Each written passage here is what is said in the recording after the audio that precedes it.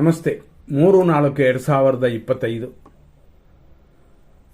ಇವತ್ತು 2 ರಾಶಿಗೆ ದೋಷವಿದೆ ಅಂತಂದರೆ ದೋಷದವರು ಸ್ವಲ್ಪ ಗಮನ ಕೊಡಬೇಕಷ್ಟೇ, ಹೆಚ್ಚಾಗಿ ಯೋಚನೆ ಮಾಡುವಂತಿಲ್ಲ.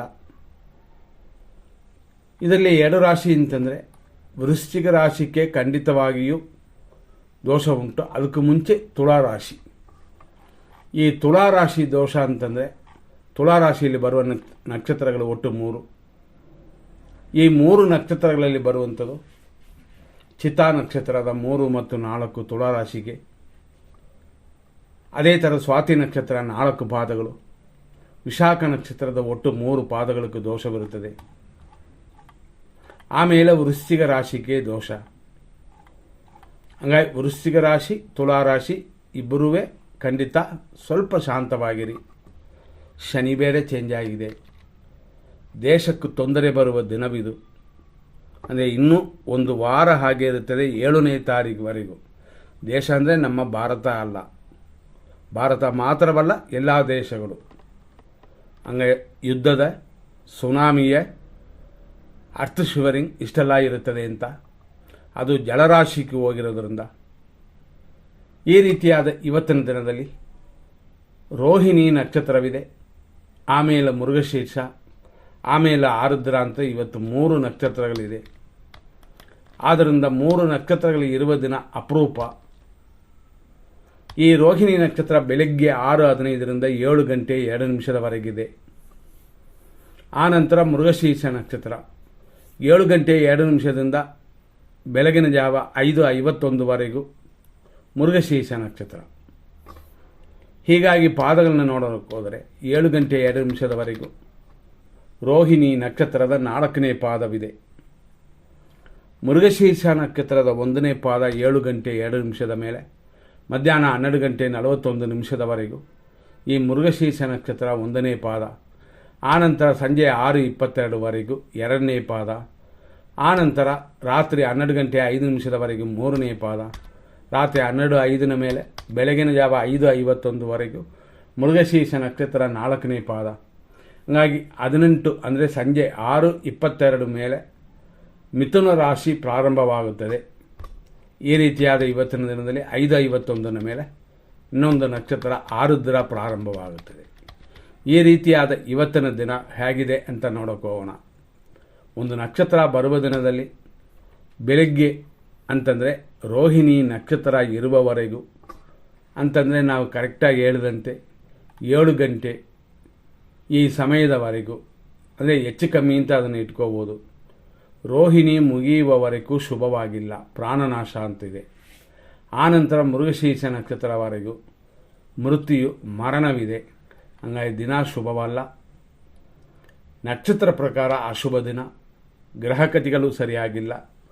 ಹಂಗಾಗಿ ಮುಹೂರ್ತ ಕಾರ್ಯಗಳನ್ನ ಮುನ್ನೆತ್ತೋದಕ್ಕೆ ಖಂಡಿತವಾಗಿ ಶುಭವಲ್ಲ. ಇದನ್ನು ಮನಸ್ಸಲ್ಲಿಟ್ಕೊಳ್ಳಿ. ಈ ರೀತಿಯಾದ ಇವತ್ತಿನ ದಿನದಲ್ಲಿ ಆದರೂ 100% ತೊಂದರೆ ಅಥವಾ 100% ಶುಭ ಅಂತ ಇರೋದರಲ್ಲಿ ನೋಡ್ತೀವಿ.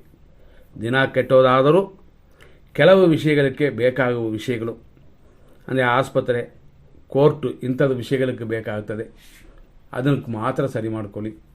ಫಸ್ಟೇ ನಾವು ಹೇಳಿದಂತೆ 6:15ರಿಂದ ಸಂಜೆ 6:22ವರೆಗೂ ತುಳಾ ರಾಶಿಗೆ ದೋಷ. ಆಮೇಲೆ ಬರುವಂಥದ್ದು ಬೇರೆ ರಾಶಿ, ಅಂದರೆ ವೃಶ್ಚಿಕಕ್ಕೆ. ಈ ರೀತಿಯಾದ ಇವತ್ತಿನ ದಿನದಲ್ಲಿ ಎಷ್ಟೇ ಶುಭವಿದ್ದರೂ ಎಮರ್ಜೆನ್ಸಿಗೆ ಮಾತ್ರ ಉಪಯೋಗಿಸ್ಕೊಳ್ಳಿ. 7:49 ಮೇಲೆ 10:18. ಅದೇ ಥರ ಸಂಜೆ 4 ಗಂಟೆ 6 ನಿಮಿಷದ ಮೇಲೆ ರಾತ್ರಿ 3 ಗಂಟೆ 36 ನಿಮಿಷದವರೆಗೂ ಶುಭವಾಗಿದೆ. ಬೆಳಗಿನ ಜಾವ 5:53 ಮೇಲೂ ಸ್ವಲ್ಪ ಶುಭ ಸಮಯ. ಈ ರೀತಿ ಇವತ್ತಿನ ದಿನವನ್ನು ತಗೊಳ್ಳಿ. ಆದರೆ ಮುಹೂರ್ತ ಕಾರ್ಯಗಳೆಲ್ಲ ಮಾಡೋದಕ್ಕಲ್ಲ, ಖಂಡಿತವಾಗಿ ಎಮರ್ಜೆನ್ಸಿ ಕಾರ್ಯಗಳಿಗೆ ಮಾತ್ರನೇ. ಆಸ್ಪತ್ರೆ ಎಮರ್ಜೆನ್ಸಿ ಇರುತ್ತದೆ, ಕೋರ್ಟ್ ಅಟೆಂಡ್ ಮಾಡಲೇಬೇಕು.